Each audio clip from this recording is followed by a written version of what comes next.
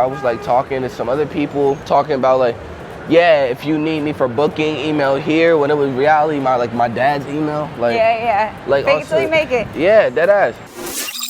Yo, what's up? It's your boy Midwxst. I'm out here on Street Walks with Saige. You better like, comment, subscribe, ring the bell, all of that. If you don't, we gonna have some problems, and you don't want to see me because nothing is mid about this West on me. So watch out. That's the real shit. So here we are in New York City. New York. We're around 18th Street between, I think 6th and 7th we are right now, or 5th. Something like that. I don't even know, man. Yeah. But with Midwxst on Street Walks with Saige, thanks for being here. Thank you for having me. Of course.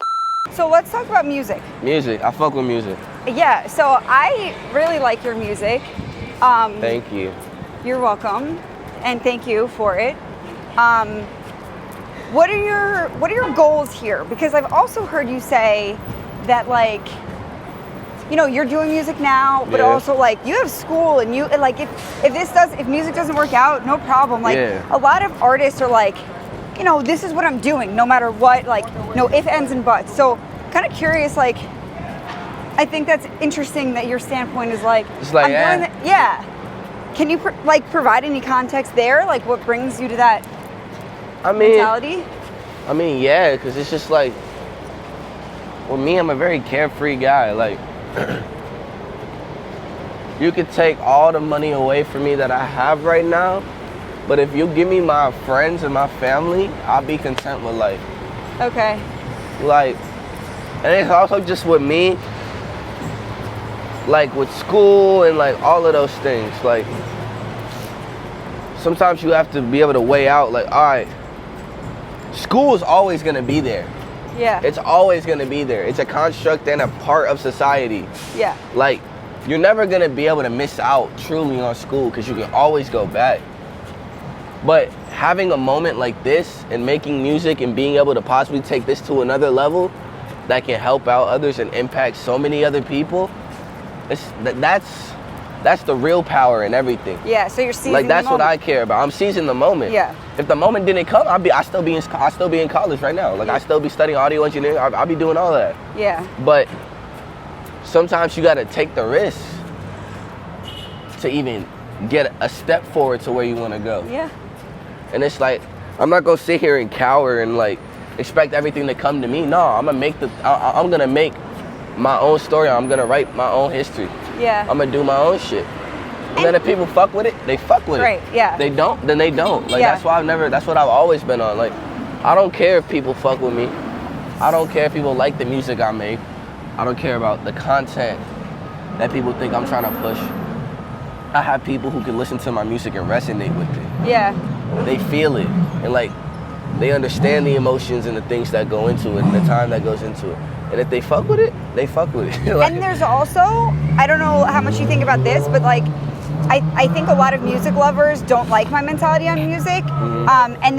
And I do listen to, this is not the only way I identify with or like music resonates with me, but for me, the biggest thing that initially brings me in is just the sound. It's not the words, it's the overall sound and the beat. The overall sound of it. And like for me, that's what resonates with me about your music the most, for me in particular. I think it's just because it's just so fresh to so many people. Like if you ask anybody in the little scene that I'm in and like all my friends in my friend group, some of us have been making music that sounds like this for years, but now it's us making the music that we want to be our craft. It's not based off a template, or it's based off sounding like another thing. Nah, we're all making original, 100% parts of us. Yeah. And putting that out. Mm-hmm. And how do you describe your genre or your style? I just say I make music. Like So on some real shit. I just be like, I'm an artist. But half the time I don't even say that. A lot of people say I'm a painter. Really? Yeah, I swear. You can ask anybody in college. All throughout college, I kept telling everybody, oh yeah, no, I'm a painter. I'm a fine arts major. Really? Just to throw people off. It's just mad funny. Okay. I thought you meant, okay. No, I'm being dead ass. I could call my friend Cooper up who I went to school with. He will literally vouch for me right now. That you're a paint. That you say that you're a painter. Yeah, I say I'm a painter. Yeah. Are you calling him? I'm about to call Coop. I need to prove this point. Okay.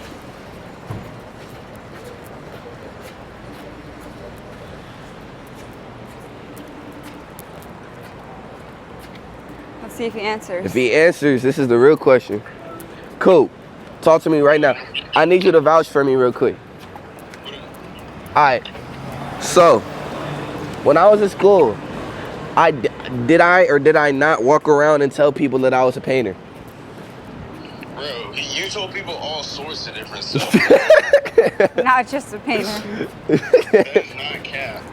See? Okay. See? If they didn't know who he was already, like, and they were like, if they approached it and they didn't stay solid, if they weren't like, you're Midwxst, You're man. then it was over with. Yeah, no. Then after that, I just like would say anything. All right. Appreciate. That's all. That's all. That's all. I just had to. She says thank you for the help. We're Thanks doing for a the little help. interview right now. That's why we was asking. All right. Peace. Nah, but that's Coop. I met Coop in college, and he really turned into like an older brother to me while I was on campus. And are you still in college? No. Okay. I took a leave of absence. And how long did you go for? I went for college literally only for first semester. Okay. Oh, we got a Awesome good shit. friend out of the first semester. I have a good entire friend group there. That's awesome. Where'd you go? I went to Belmont in Nashville. Oh, okay. It's like literally like 2 blocks away from Vanderbilt. Okay. It's a fine art school, but it's meant fun. You liked it? I loved it. Except you wanted to pursue music? I loved Nashville. Like I really did. But at the same time, if I wanted to do the second term, the first tour that I ever went on was this tour I did in February, the All Dogs Go to Heaven tour with Glaive and Alden. Uh-huh. That was my first actual tour, like genuine tour. And it went from the start of February basically to the end of February. Okay. So if I made that dedication to the tour, I would have to miss classes from the start of February to the end of February. So I was like, okay, how can I make it so that I can take this tour and then also have the opportunity to still go back to school? Yeah. So leave of absence was the answer. Yep, leave of absence was the answer. It was the latter of the two. And that goes back to the beginning of the conversation with just taking the risks that Yeah, you need to for your life or that you feel like drawn to. like on some real shit, yeah. Okay, so Talk to me nice. what is your process of making music? Like the process of it, Yeah. most of the time, I tell my friends to send me beats. They'll send me beats. I'll listen to the beats, and if I like it, I'll record on it. Okay. That's real. That's it? That's how it goes most of the time. But if I'm in the room with somebody, I usually play them a reference song or like a song that I've been listening to like crazy. That's resonating with you. Yeah, like what the vibe I'm going Sorry. for. Like what the vibe I'm going for, and what's resonating with me and what I fuck with. On some shit. And then kind of build something And together. then build it together from there, yeah. And then build something not even similar, but just something that gives off the same vibe as it. Like I Yeah. like giving off vibes in my songs. Like Sidelines is more of a chiller like vibe. But I Know You Hate Me is like in your fucking face. Like bass is blaring, piercing your ears. Yeah. But melodically, in a good way. It sounds good with like what I'm saying and how I put everything together. Yeah. And like those are just things that matter to me. Like I care about the details. Like every time I make like a project or something, I want to make sure the songs are like sequenced and they come in and they flow really well together. Okay. Because that's something that's really important to me. It's just a lot of the small specifics that a lot of people overlook. I delve into. Loud ass truck. Oh God. And when you're working with someone else, because like, so are you producing in like? It smell good as shit. My fault. As you were saying, as I'm producing. Are you like, yeah? What hand do you have in your music, aside from being the voice? I be singing. I produce. I record and engineer myself for the most part. Okay. Only times that I get my stuff mixed and mastered is when it's a body of work, really. So, if you're working with someone, Yeah. if you're working with someone else, like you have I think you have a pretty unique sound. Yeah. And also a unique genre or style, whatever you want to call it. Your painting abilities. Let's go around these people. Yeah, me too. So if you're working with someone and they're not getting the same, they don't get your style. Yeah. Like, how do you find the right people? How do you find the right people so that they can understand identify it. with you? Well, I feel as, for example, some people have sent me DMs on IG saying, bro, your song came up on shuffle on my Apple playlist or my Spotify playlist, and I just wanted to say that your music is something that I can really relate to. I can relate to the content in it and like what you're talking about. Like, I've gotten DMs like that before, and they just find me just out of nowhere, Yeah. you know? Yeah. But the people that you're working with. But like, the people that I'm like working with, like making songs with, yeah. I be going out the way to find them, Okay. or I'd say organically it works too. Like, people will find out about me as I like drop a new song or something, and then they'll be like, yo, we should work, and then we might work. Something that you believe in or live by or strive to live by? Anything positive or motivating? I say I try to live my days like to the most full and to the best extent I can every day, because tomorrow isn't guaranteed. Yep. That's like a classic one, but a very true one. Yeah, it's just realistic. Like, I'd rather have all this fun today and then like do all of this stuff, but I still like, let me find a way to describe it, because like it's really like the way I feel about it is just very strong, because like I've lost a lot of friends and like to like death, just like regardless of it being suicide, like homicides, like shootings, all of those things. I've lost a lot of friends. And it just made me look at life differently, because it's like, what am I doing if I'm gonna sit here and wallow and like sit in shame, when in reality, the person that isn't here with me anymore just shouldn't have to, they wouldn't have wanted that. They wouldn't have wanted anything. They would have wanted me to succeed and show my prowess and show everything that makes me proud, show it to them and just show everybody out in the world. And it's like, yeah. And they would have wanted that opportunity to go live.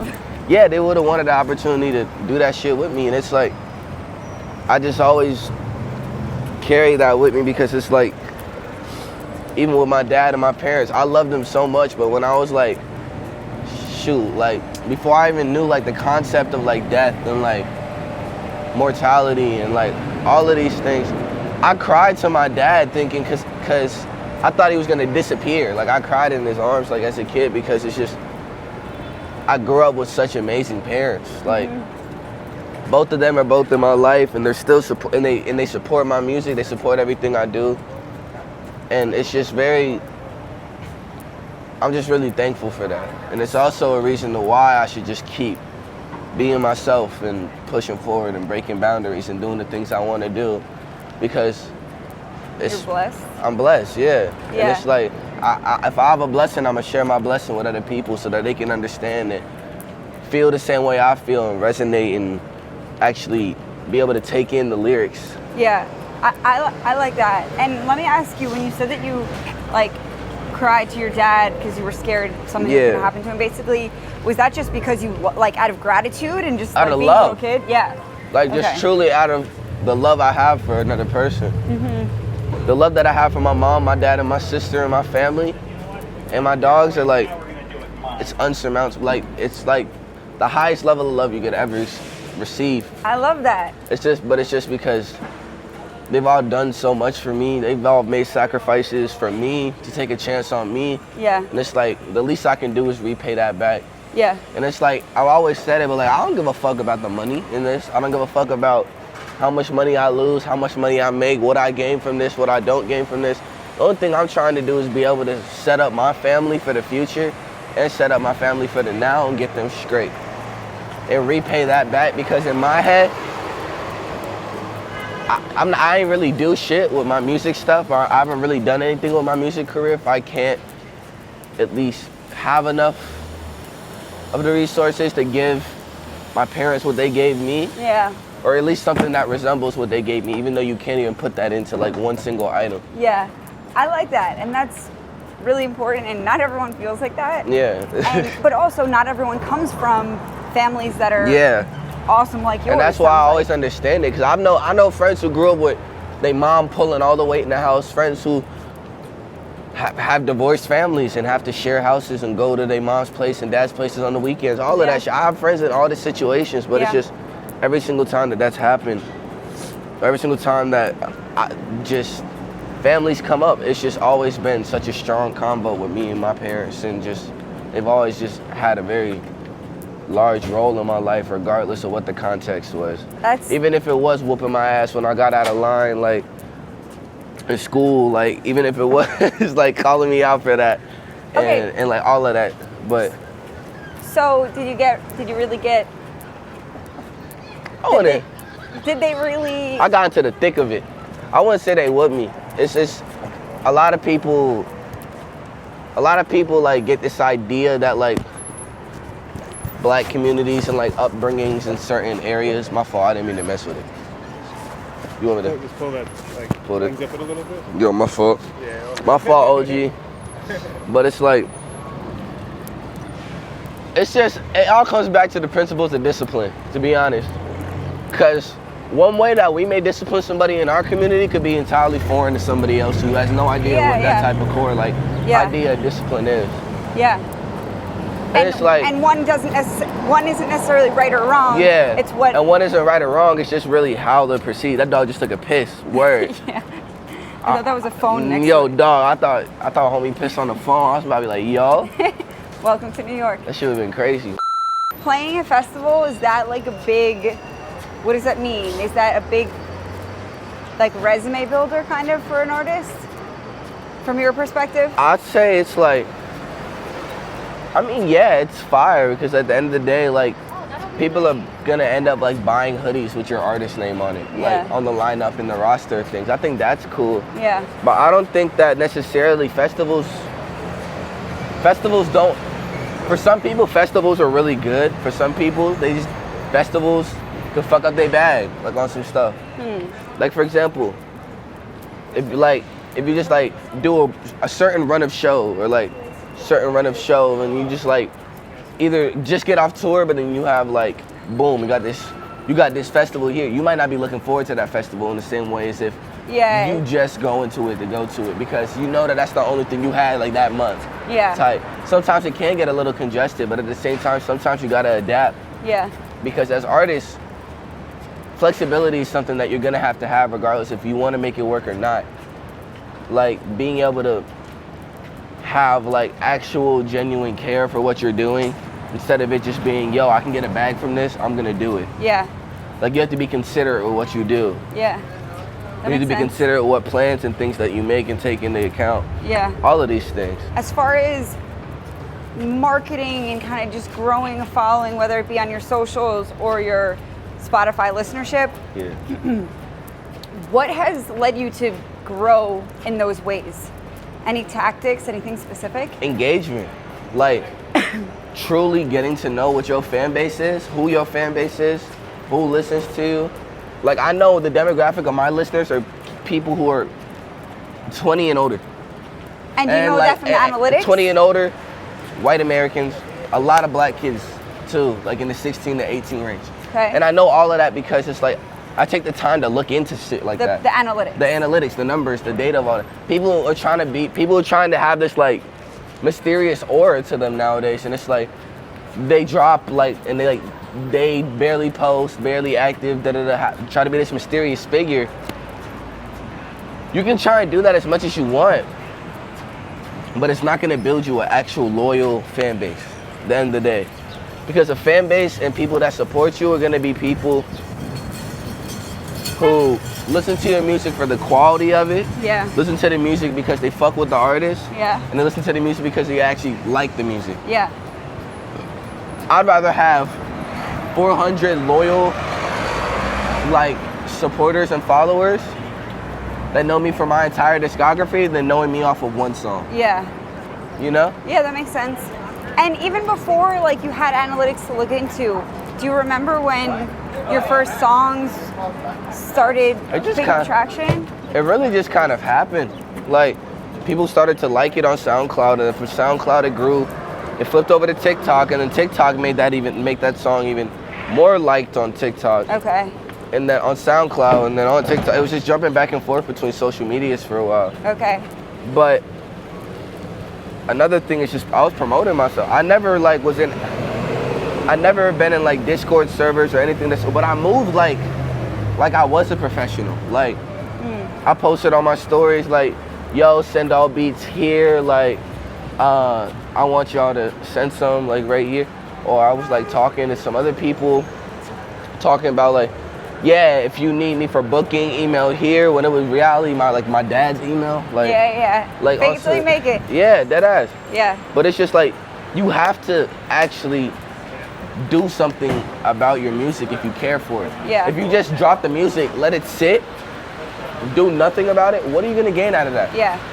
You don't gain anything. Nobody else is gonna hear that. Makes sense. Like, And what have you learned so far about the financial side and any investments and being smart, or even just like reading contracts? Does anything come to mind that's been like a lesson for you, or that you have learned that you should be doing? If I'm being honest, like,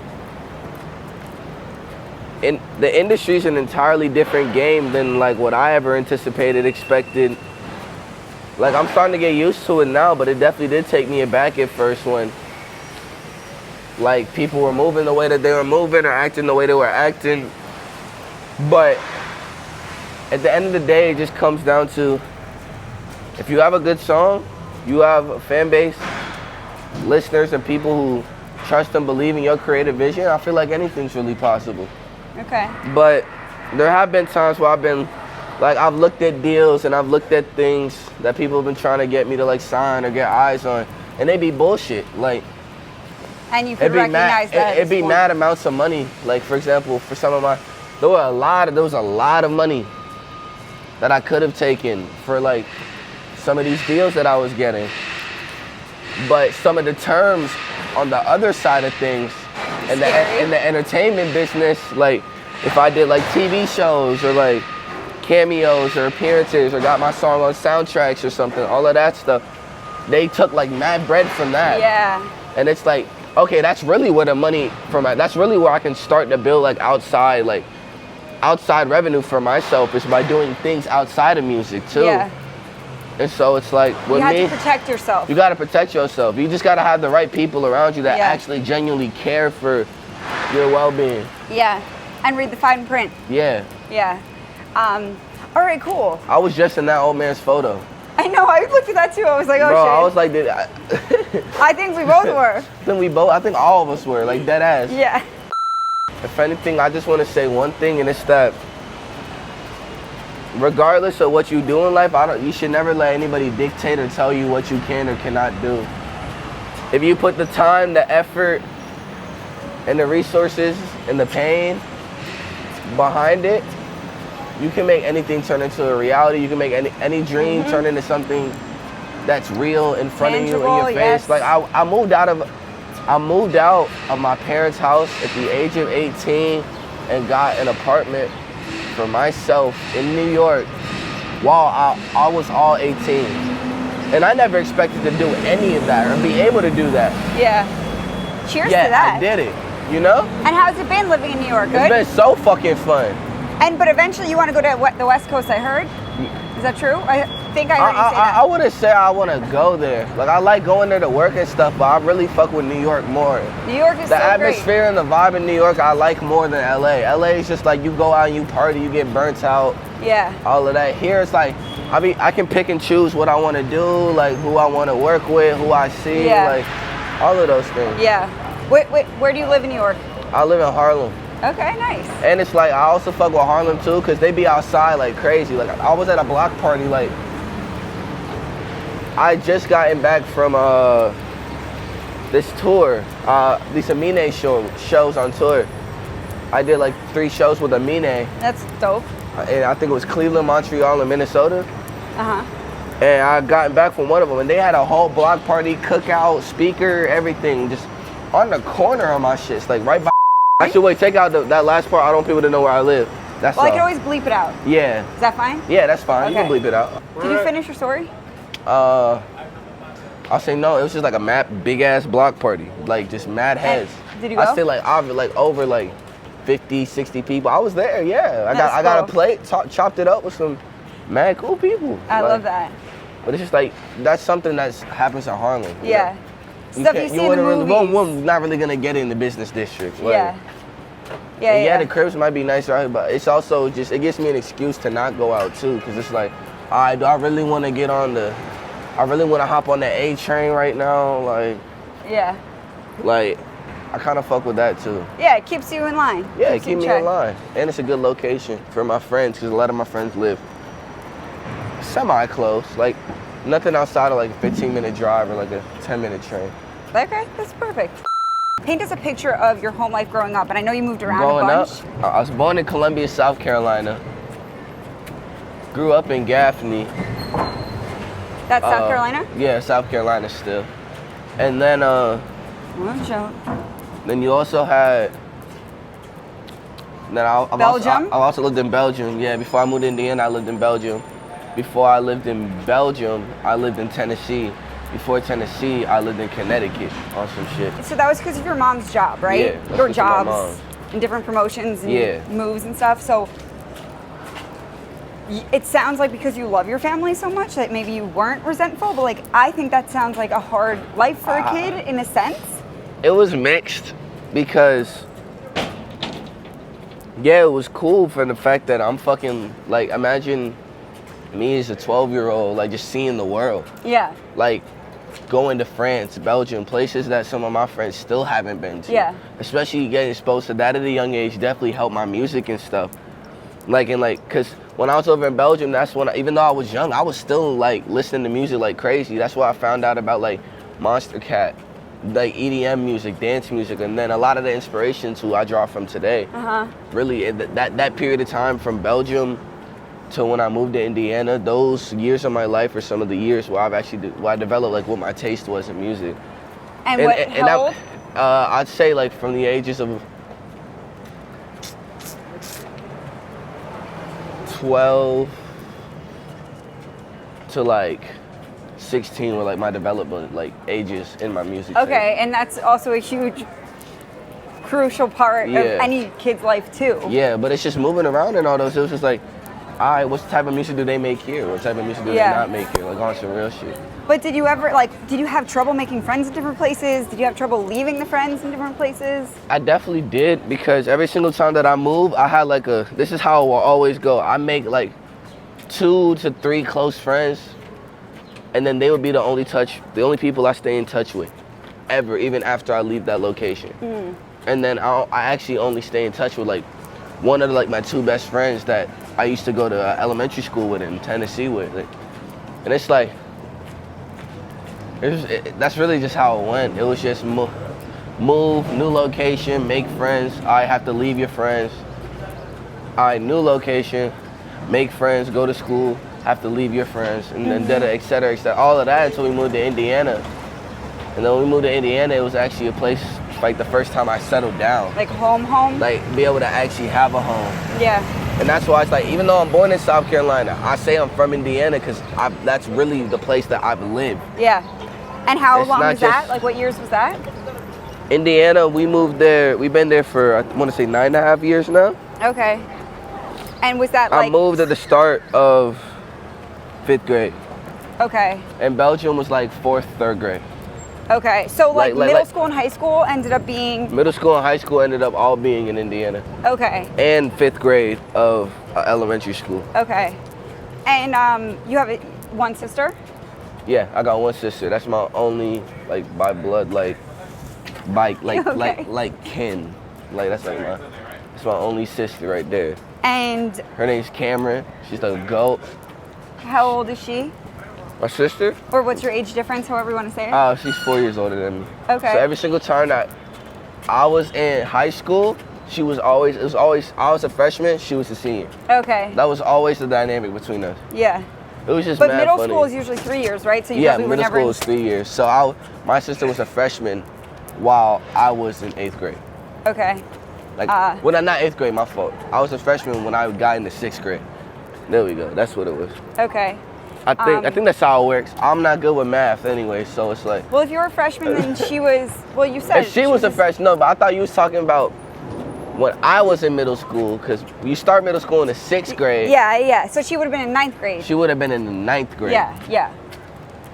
Word. Yeah. Okay. Yeah. All right, we got it right. We got it down Just pat. doing some middle school, high school. Bro, we just had to do here. some math. Like, I haven't done mental math in like ages. Yeah, and I got distracted while you were saying it because I thought he was gonna trip. So then I my mind went somewhere else for a second. You're good. Level of closeness with your parents, like what Very. is that for you? Is that like going home and telling them about this new relationship or someone you're excited about? Is it not that? Like, no, it's a relationship where I can tell them everything in the world and talk to them whenever, but I also choose to keep certain things to myself. Like, I don't think my parents need to know about everything I'm doing. yeah.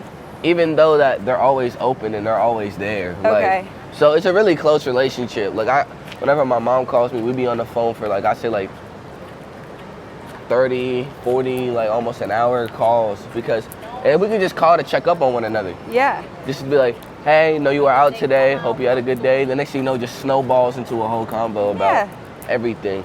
And what did I know your mom works in HR, right? Yeah, she works in human resources. And what about your dad? What does he do, and how did that affect his work when you were moving around? It didn't really affect his work because he'd always kind of been semi self-dependent. He's always kind of been not the stay-at-home dad, but like he's always been a figure that my mom has always gone out and worked, and he's always been there to like be able to watch out for like my family and like the people and family, like all of that. Okay, so he didn't have a day job. He was mainly he had a day job, but then once I was born, I don't think he had a day job.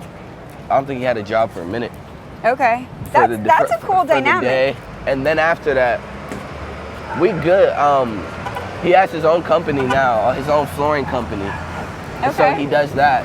But since he's the owner of it, it's really flexible. So, cause like my dad goes on like tour with me. Like he was on the entire Glaive tour with me. Oh, cool. My dad was there, and then yeah, we go all right here. Fuck it. I like streets. Okay, so I love that you love your family and that it's a great situation for you. Like we need more of that in the world. So, and also you did mention that before we started this interview, that you haven't really talked much about middle school and something else. Is there anything else on that front that that's worth touching on? Middle school, I didn't really have the best experience with middle school. Like, How come? At the time of middle school, I was literally 4'10". So I was like not even above 5 foot. Is that short? That's mad short. Okay. Like 4'10" is mad short. Okay. Actually, that makes sense because my little brother, who's 13, he's about my height, and I'm 5'4", and he's in 7th grade. Yeah. So, okay. No, but it's also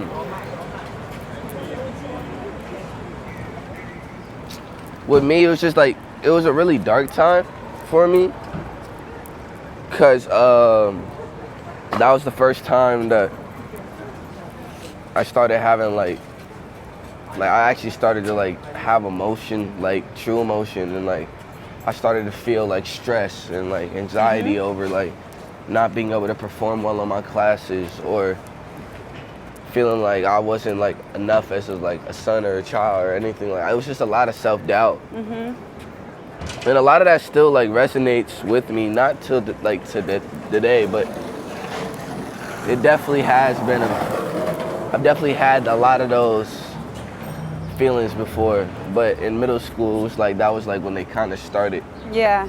And how'd you Because navigate that's when I got diagnosed with ADHD. Was like start like 6th grade. That's when I was taking ADHD medication. ADHD medication made me feel horrible. I felt lightheaded. I felt full all the time, so I barely ate. It didn't make me, I told my parents it didn't make me feel like myself. What, Adderall? No, not Adderall. It was like Xylem or like some dumb shit, like some crazy name. Okay. But I had literally like told them like I can't do this. Like this medicine makes me feel horrible because yeah, although I was focused in class, all of those things, I was still fighting. Like I was fighting to even like enjoy my day, like genuinely. Like I generally had days where I wasn't looking forward to school, or I wasn't looking forward to breakfast, or I wasn't looking forward to waking up because it's like I gotta take this medication, now I gotta go to school, deal with this shit all day, come back from home tired as fuck, then do my homework, and then go to bed, and then repeat it. So did you not feel good about doing all those things because of the medicine? Yeah, no, it was really for the medicine for a long part. But then afterwards, it just became like, mentally, I get overwhelmed a lot, like really easily. Watch out. Like that's something that's really easy for me to get overwhelmed with. Okay. That's why it's like, I didn't like move to like, that dog is mad cute. Do you mind if I pet your dog? Hi. Hey. Aw. How old is he or she? He's almost 10. Wow. Aww. You wouldn't even guess. Hey, cutie. He's a good boy. He's so docile and chill. Yeah, he's very well. He's very cool. Was he always like that? That's fire. Hey, buddy. It's the homie right here. Thank you. Have a great day. Have a good one. But, You would get overwhelmed. yeah, mad overwhelmed. To be honest, I was a weird ass kid in middle school. It was just mad bullying, like verbally, not physically. It didn't even get to the point where it was like physically, but it was just like insults, like day after day, being like the person that the room made fun of, all of those things. Because you were little? Because I was little, I was short, and I dressed a lot differently than everybody else. Like I used to wear like polo and like button-ups and like all of that. I used to be like a pretty clean ass kid. What was everyone else wearing? Everybody else was wearing like jeans, baggy, like this wearing jeans, True Religion, like Supreme, like backpacks, all of that. Like, cause I went to a private school. And the private school I went to is called Park Tudor, and it's one of like the most like the schools in Indiana. Like it's like one of the better schools in Indiana, especially for high school. So you go there and get bullied going to one of the best schools? I'm getting bullied going to one of the best schools in Indiana. Yeah. Then afterwards, bro, I just started like feeling horrible. Like I think one day that my parents knew that I was kind of sad and going through it was one day I drew like a stick figure with like X's on his eyes. On some like edgy shit. Like I don't know why I did that on a piece of paper. And your parents were a little And my concerned. parents, and when I turned my test in, my teacher was like, word. And so she took me up to like the counselor's office, sat me down with my parents, and we had a whole conversation about like how I've been feeling, what's going on, all of those things. And I didn't say shit because once again, I'm scared of confrontation, or I was scared of confrontation. Yeah. I didn't say a word in there. I was just silent. I spoke for the most part, but it was like that was the first time I had to convey my emotions to people. Yeah. That was the first time I had to talk about how I actually felt. Yeah. I wasn't used to that. And then, like, through high school and then to where you are now? Yeah. How has your mental health evolved? It's gotten so much better. Therapy really helps. You're in therapy now? Sometimes. I'm about to be. Nice. But you've been before? Yeah, I've been before, but the concept of it just kind of threw me off because it's like if I'm just paying somebody to listen to me rant, that's originally how I thought of it. But it's like therapists are people that they listen to everything that you need when you need to talk, even if you don't want to talk about it. Or they'll pry those things out of you that you don't want to talk about. Yes, and objectively. Yeah, and objectively it helps. Like, yeah. But I was really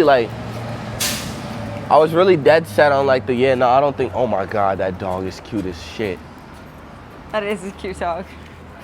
Does he have something on his nose? Oh. Hey, buddy. Hi, cutie. No, I should really have asked before I touched him. He's friendly. He's so cute. What's his name? Benny? Hi, Benny. He's a puppy, obviously. What kind of dog is he? He's a rescue, so he's a mix of a bunch of things, but he's like mostly Rottweiler. Benny. Nice. Benny. Yeah. Thanks for adopting. Benny. Thank you. Have a good Have a day. good See you, one. Benny. I hope you know, bro. It's gonna be every dog I see. I don't give a fuck. I'll run every dog fade. What kind and of pet dogs do 'em. you have? I got 2 Great Danes. Oh, you got big Yeah, I dogs. got big boys. That's cool. I got 1 Blue Great Dane, which is just like they have grayish fur. Okay, that's But what when- I know. yeah. Typically, I think. Yeah, a Blue Great Dane named Scout, and then we have his younger brother, from another mother, but still his younger brother, Okay. Juno. But he's a Harlequin Great Dane, and they kind of look like Dalmatians. They're black and white. Oh, that's cool. But he has like this little like pattern on his nose, and it makes him look like a cow a little bit, and That's it's really cool. cute. Maybe you'll show me a picture before. Yeah, we no, leave. I got you. I love dogs. I love animals. Yeah, nah, animals are like W beings. Like Yes. you can't really be mad at them. Yeah, you know? they're the best. And speaking of mental health and stuff, like emotional support animals, service dogs, like Oh yeah, I believe that they can work wonders. I think they can. It's yeah. just people gotta give them a chance. Yeah. So you only see a lot of people who have them. It's like people who research and look into those options. All right, so listen, Midwxst. Where are Yo. we gonna see you in the next year to 5 years? Like maybe 1 to 2 sentences, kind of You only gist of your you goals. said a year to 5 years. Whatever resonates with you to mention. Man, I'd definitely say at a bigger stage and like part of my career that I'm at right now in like a little a elevated? year. I like But actually, I think that's like the perfect answer. Okay. Like really, That- like, That's because cool. it's not like me boosting my head like crazy, but it's just really me just being honest. Like I got some stuff that I know is gonna be like some crazy shit. Like Mm-hmm. I've just been waiting and moving and making and plotting like just slowly. But when it comes out and like when these things come out, like I'm just so excited for it because like this is just the most creative I've ever been like in a minute. Oh yeah. I just feel like it's like a really good environment for me. All of these things. All right. Well, cheers to that. I'm looking forward to whatever you have coming. I'm very excited. All right, Midwxst. Thanks for being on Street Walks with Saige. Thank you. Are we hugging? Yeah, I'm hugging. I fuck with hugging. I'm a hugger.